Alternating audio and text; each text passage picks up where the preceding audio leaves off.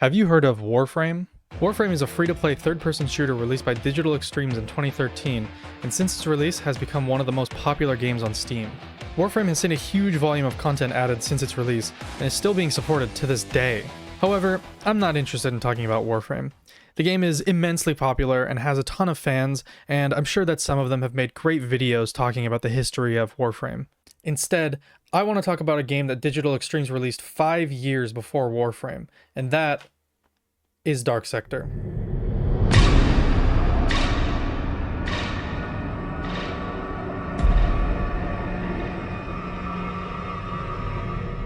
darkSector is a third-person shooter released by Digital Extremes in 2008, releasing on the Xbox 360, PS3, and PC. The story of darkSector is a pretty standard spy thriller affair. You play as spy guy Hayden Tenno, who infiltrated the fictional country of Lastria in order to stop a guy named Robert Mesner. Robert Mesner is an ex-CIA agent who is plotting to release a virus called the Technocyte virus, which turns people into metallic monsters.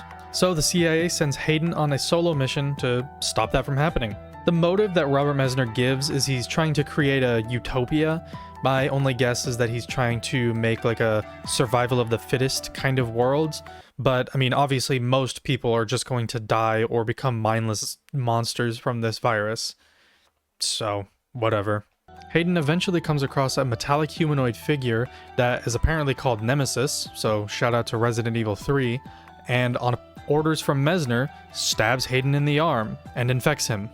One really cool detail about this game is in the introduction sequence when you're just playing as Hayden without the infection, the entire game is kind of a grayscale, it's just black and white, but when you get stabbed and infected, the color starts seeping into the game world.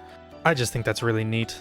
Anyway, after you get stabbed and stumble around for a while, more of the story progresses, and eventually you're able to grow a glaive out of your right hand. And this glaive is going to be your primary tool for the rest of the game. You can still use some other weapons in the game.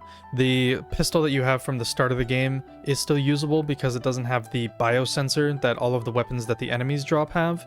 But once you're infected, the weapons that the enemies drop will just kind of blink for a while you're holding them until they eventually short out and just stop being usable. There is a shop later in the game where you can buy your own permanent versions of these guns, but they're kind of expensive and the game is not very long, so you'll probably end up only getting 1 or 2 of them.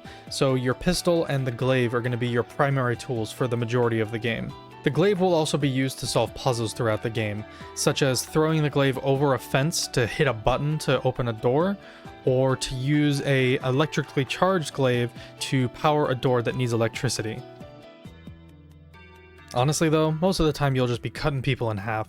Because the game is fairly short, the developers had to focus a lot of their energy on making the glaive feel as good as possible to use, and I think they did a great job. Throughout the game, you'll get upgrades to your glaive. I think this is like a manifestation of the virus spreading inside of Hayden's body, but gameplay-wise, it means that you get extra abilities, and every time I got a new one, it always felt really great. Even simple things like being able to steer the glaive mid-air, or being able to just throw it harder. It always felt really impactful whenever I got a new upgrade. After killing the first boss of the game, the story continues and introduces another character named Nadia, who is apparently somebody that has a relationship with Hayden in some capacity. They don't really go over it a whole lot, but she doesn't like him. After this confrontation, you go through various shooting gallery segments until you finally confront Mesner, and then you get your ass beat again. After Mesner leaves you to die, you're rescued by Yargo, who is one of your allies from earlier in the game, and he reveals to you that there's a suit like Nemesis' suit deeper in the facility that you're in. So Hayden goes after the suit, finds Nadia there, they talk for a while, and eventually she leaves. Now that you have this suit, you're on an even playing field with Nemesis, and so it's time to take revenge. So now it's time to take on the second to last boss of the game, and once you defeat them, it's revealed that Nemesis was actually Nadia the whole time. As a small tangent, this is actually the second version of this video that I made. The first one, I recorded it and kind of cut it down and edited it, but I just didn't like the way it looked, and there was also this weird flicker going on. But in that original video, I had just completely forgotten that Nadia was Nemesis. I've played darkSector before and just forgot that plot point. I played through it again for this video, but when I was making it, I just completely forgot that she was Nemesis. So I didn't even bring her up until the very end of the video. Anyway, after you defeat Nadia, you go on ahead and take on Mesner, and once you defeat him, the threat of the Technocyte virus getting out is no longer there. The world is saved. If I had to give darkSector a review, it would probably be that it's just a decent game.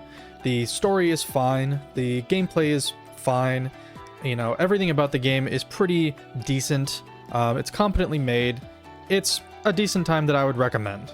The thing that's more interesting about darkSector though, is if you are a fan of Warframe, you might recognize some stuff. The main character's name is Hayden Tenno. The icon in the logo of the game looks a lot like the logo from Warframe, and in fact, the logo from Warframe is inside the game darkSector, and it is used to indicate shops throughout the game. And also, just look at Nemesis. That's a Warframe.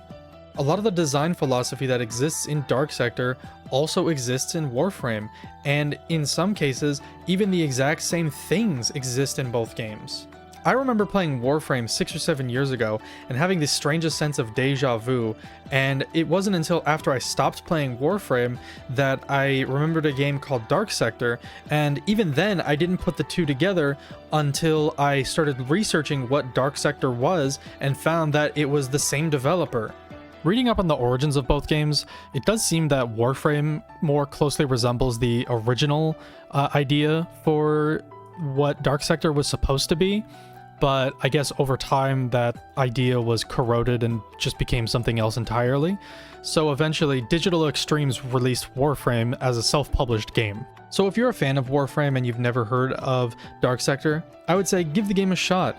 It might be interesting to you to go back to a game that has the same DNA as Warframe, but a lot of the ideas are still in their infant stages and haven't been fully fleshed out like they have been in Warframe. And if you're not a fan of Warframe or darkSector, I would still say give the game a shot. It's a decently made third-person shooter from the 7th generation of consoles, and if you're in the market for something like that, then this game would fit the bill. Thank you for watching. If you enjoyed this video, please give it a like, and if you didn't like the video, then why are you still watching? And subscribe if you feel so inclined.